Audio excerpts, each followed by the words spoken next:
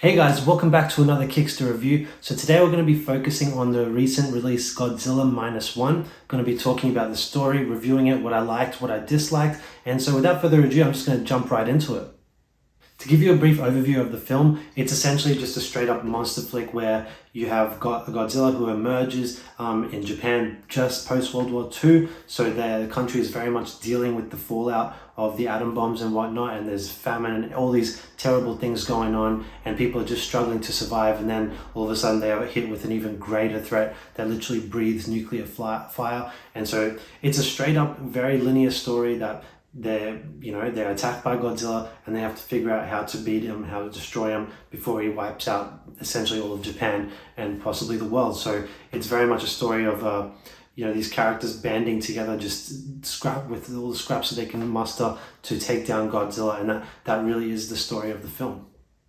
And the main character is a kamikaze pilot, or a failed one I should say, who essentially did not live up to his duty within the military of sacrificing himself, and so he carries that shame with him and PTSD and all these terrible things throughout this whole film. And it basically his character comes goes on a journey, a character development that basically comes to a head at the very end, where he finally lives up to his role as a kamikaze pilot, making essentially the ultimate sacrifice, which I'm going to talk about later on in this review. But yeah, it's a really beautiful development of his character throughout that complements the growing threat of Godzilla throughout the film.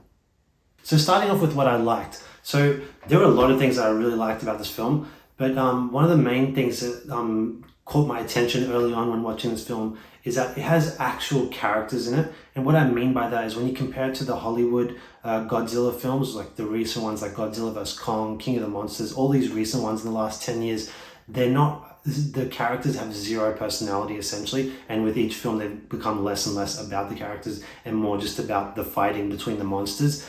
This one is not like that at all. This one is very much character focused. There is a main character here and the surrounding cast that are essential and key. They have character development, they have issues that they combat, they have things that they're trying to overcome, and it's great stuff with the whole cast. And Godzilla, whilst he, obviously the movie is called Godzilla Minus One, but he's not the main character, and the movie is not about Godzilla. He is there as the antagonist, but the characters still very much have their own issues to deal with outside of obviously the main threat being Godzilla.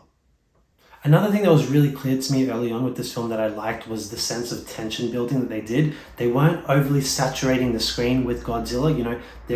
He obviously is in the film throughout, but he's not always there, and they go vast chunks of time where he's not there. So you do get that time to live with the characters and get to know them and develop them. But at the same time, but when he does arrive, they don't just throw him straight there. They do build the tension. And to me, one of my favorite scenes of the film, possibly my favorite, was a scene on the water where they are out on the boats trying to deactivate these mines that were set up in the ocean, and Godzilla arrives at that time, and it's a big tension build up. You're just waiting for him to come until he finally does come, and there's a chase sequence where he's chasing them through the water, and it's terrifying stuff. It's really great. It's very reminiscent of the old school kind of horror, like monster flicks, like a Jaws going all that way back, or even Jurassic Park. Really uses those building up tension to really to captivate the audience. I really like the setting of this film too. It's obviously set post World War II, right in the fallout, as I mentioned, and it's great stuff. It harkens back to the original like Godzilla films. Like that was really what he is. He's an allegory for the atom bomb, and he is now there in the fallout of World War II to wreak havoc on Japan once again. And that's very much going back to those classic roots of what we all know Godzilla to be. And so I like that return to the original format, and it almost feels like a breath of fresh air after recent versions of Godzilla that we've seen on the screen. I have to also give a mention to the visuals in this film. For those who don't know, this film was only made on a roughly $15 million budget, which, $15 million sounds like a lot to the average person, but when you consider that most Hollywood blockbusters these days have a budget of roughly 200 to 300 million, to see what they pulled off with $15 million in this film is truly impressive, and it really kind of flies in the face of Hollywood being like, what the hell are you spending your money on, when they're able to make something like this for only a fraction of the amount. So yeah, it was really impressive, the visuals throughout, what they were able to capture with the carnage and the destruction and even the CGI of Godzilla himself. There are some dodgy moments with the CGI where it just doesn't quite hold up, but there are some where it's like, my God, that looks real. That looks like it's right there. So really impressed throughout with the CGI, and yeah, particularly when you consider its budget. And the theme of this film is very much the theme of redemption. It's all about the main character, this kamikaze pilot, who is, you know, ashamed of what he has not done and not lived up to, and he is basically on this arc and this journey to redeem himself. And he really sees, when he finally realizes, he sees Godzilla as his opportunity for true redemption, to sacrifice himself and fulfill his duty as a kamikaze pilot by fulfilling that role, but also destroying Godzilla, the greatest threat, at the same time. So yeah, it was really, I really liked that was the main theme of the film, and I really enjoyed that aspect of it. But there were also these beautiful themes of like found family and serving your country, and even this like kind of hints of like anti-government kind of messaging, which I personally really appreciate. I love to see that it was like a band of almost a militia that came together in the absence of government and military to take down Godzilla. So I love that aspect, you know, especially when you look at Japan trying to rebuild post-World War II, who were basically seen as an evil country during that period. And so it is really nice to see how they were able to pull that together and show that it was the people, not the government or militaries or anything else like that, who had to really lift this country up. And I reckon that's a really great message there. But my absolute favorite scene, and I guess you could say like message from the film that I take away, is, so at the very end, this is a big spoiler here, the kamikaze pilot flies a plane right into the mouth of Godzilla, and that's carrying bombs in it, and he blows Godzilla up, kills him, and seemingly looks like the pilot, you know, sacrificed himself too. And, you know, that would obviously fulfill his goal of what he was trying to, how he was trying to redeem himself in this film. And that seems all fair and square. And then all of a sudden you see the pilot gliding to the ground with the parachute. So he obviously used an ejector seat to jump out just before he soared right into the mouth. So I love this. At the time in the cinema, for a few minutes, I was thinking, oh, I felt like that cheapened it for me. I felt like that was kind of taking away from the grandness of what he was, of his sacrifice. But then when I really thought about it, it sends a really beautiful message about, you know, when you look back at what the Japanese were doing at that time with kamikaze pilots, and how immoral and unethical and just, you know, complete like lack of regard for human life with what they were doing with these kamikaze pilots. What you take away from this is that it's sending a message that, okay, he's still doing something insanely brave by flying a plane around Godzilla and that's carrying bombs, and that he's flying right into the mouth. And so many things have to go right in order to do what he has to do.